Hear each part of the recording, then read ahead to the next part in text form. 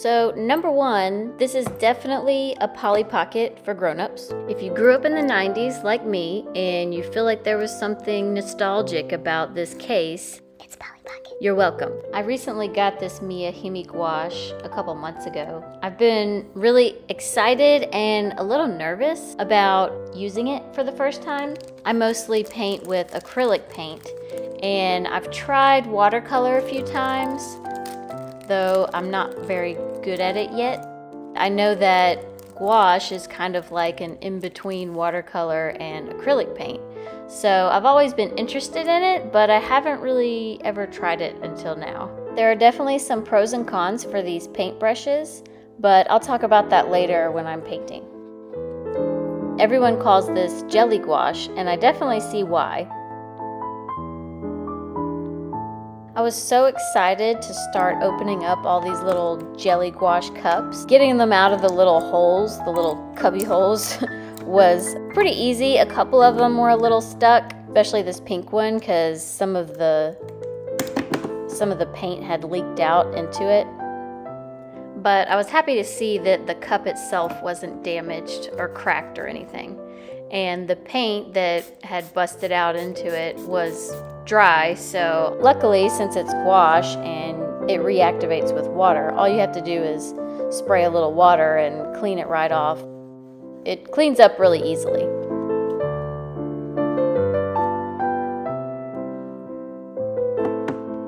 And now for the fun part, taking off all the lids.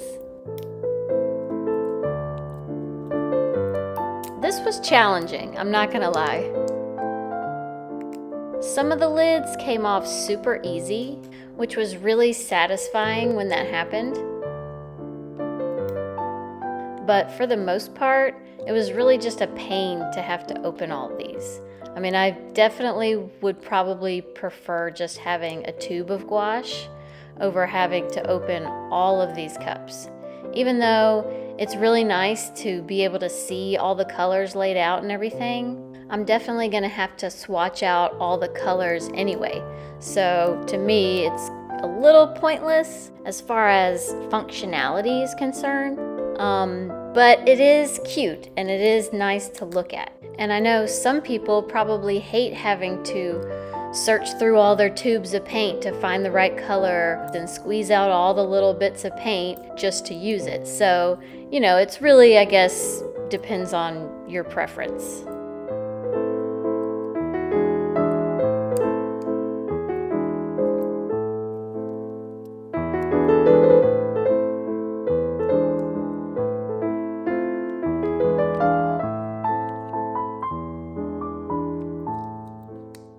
The colors in this set are so vibrant. I would literally ooh and ah out loud when I would open certain ones, especially after I mixed them all up and they were nice and glossy and smooth. As much as my fingertips were hurting and sore and red, I was constantly looking forward to the next color and then the next color, and it just kept me going through the whole process. And I was just really excited to get to the very end and have all of them opened and get to rearrange them the way that I really wanted to. This one reminded me of chocolate pudding, like a nice chocolate pudding cup. And as weird as it is, I know some of these colors look tasty, but this paint actually smells. Like, it has a very distinct smell to it. It is not appetizing at all. I don't know if all gouache smells like this, because like I said, I've never used gouache before, but if all gouache smells like this, it's like really kind of gross. Anyway, I thought I would just share that little tidbit of information with you, since no one else seems to talk about the smell of gouache. Probably for good reason, I don't know. Leave me a comment. Tell me if all gouache smells, or if it's just HIMI gouache. When I originally set up to film unboxing or unpackaging all of these, I didn't think I was going to leave in all the colors. I thought I might show a couple colors and then just kind of move on to the next thing. But when I was cutting and editing all of this together, I just loved seeing all the colors. And I know you can kind of skip ahead if opening all the colors is kind of boring. But to me, I find it really soothing and relaxing just to kind of watch all the colors being shown. I almost didn't even want to do a voiceover because after I edited everything and I watched it through the first time before I voiceovered, it was so satisfying and like it just calmed me down, and I didn't really want to fall asleep. I just felt so relaxed. So I almost didn't even want to ruin it with my ramblings.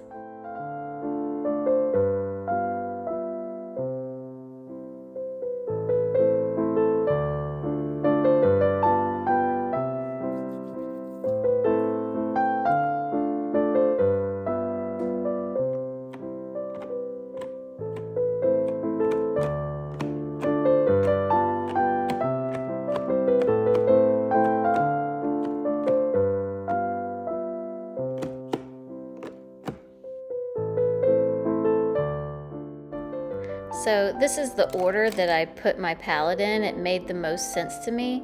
I do switch these two because I kind of realized that the pink should probably be above the light pink and the red should probably be above that peachy color. Anyway, I was so happy whenever I finally got everything done, but I was really tired, so I put it all away. I will say, whenever you close it, make sure you close the lid tightly and look at the seam that goes all the way around, because I noticed that if you don't squeeze all the sides, some of the seal doesn't get completely closed tight and it might cause your gouache to dry out a lot faster. So this is actually a couple weeks later, and when I opened up the box, this paintbrush had cracked, like the wood had split all the way down the paintbrush for some reason. And the same thing happened to the rest of the paintbrushes. A few weeks later, I opened it up to check on it, and they're all cracked now. So I'm not sure what that's about. Maybe it's the humidity that gets trapped in there with the wood, and maybe it causes them to crack. I'm not really sure. So this is what I'm gonna be painting. I kind of messed up the star up there, but that's okay because I'm gonna paint right over it.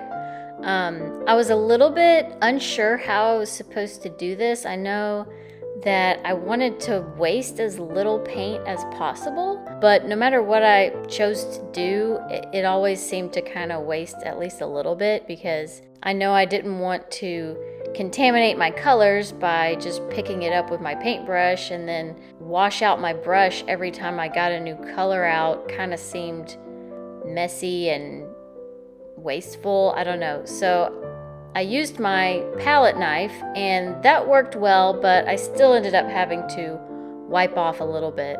So either way you use this set of gouache, you're gonna end up wasting at least a little bit because of having to transfer it just from the palette to your mixing tray. Which, funny thing about my mixing tray, if you'll notice, I'm using my glass palette, and I completely forgot that this came with a mixing palette. I was totally gonna use it because I wanted to see how well it did, and I'm kind of upset that I didn't use it because I ended up having to get rid of all the dried up gouache that had dried on my glass palette, and I wouldn't have had to do that had I used the plastic one that came with it, because I could have just saved it on the palette, and then the next time I go to paint I could have just reactivated it and used it as I needed to. But lesson learned. I don't know why. I think because it had been a couple of weeks since I put the gouache away, I just completely forgot about it. So I still have the palette, and I got it out of the drawer that I put it in so I wouldn't forget it next time. And I wasn't even sure that there was gonna be a next time. I had a hard time painting. It is not at all like acrylic paint, and it's not at all like watercolor either. there's a very fine line between how much paint to water you put in it. It's like if you get the ratio of paint to water wrong, then it comes out weird and too watered down. And then I felt like I wanted to use the paint straight from the palette without any water, but then it was too thick and it wouldn't spread around the right way. So it's definitely gonna take some getting used to. I think that I really enjoyed the lighter colors. Like every time I mixed something with white, I liked how that spread across the page. If I was using a color that didn't have white in it, I felt like it was very see-through, and I really wasn't expecting that. I thought that gouache was not so transparent, but then again, it might have just been how I was using it. I might have had too much water in it. I don't know. It was very frustrating though, and I thought that my painting didn't turn out very well, but now that I'm watching it back and now when I look at it, it doesn't look that bad. It just didn't turn out the way that I was hoping it would. I honestly wanted to like using gouache, but I really just had a hard time as my first experience. And that's okay. Trying something new is always a challenge. It's a really good way to learn from mistakes. It's a really good way to figure out a better way of doing things. I think in the future, I'm gonna use different brushes because I didn't really care for these brushes. They seem to hold in so much paint, and that's why I think I tried to add too much water to counterbalance, because the paint brushes were just holding in all the paint. I also definitely would recommend, so far, using gouache on watercolor paper. This sketchbook paper is really thick, but it's very smooth, and I think for gouache, just by going off the texture alone, I feel like it needs something to cling to. So that might have been an issue I was having also.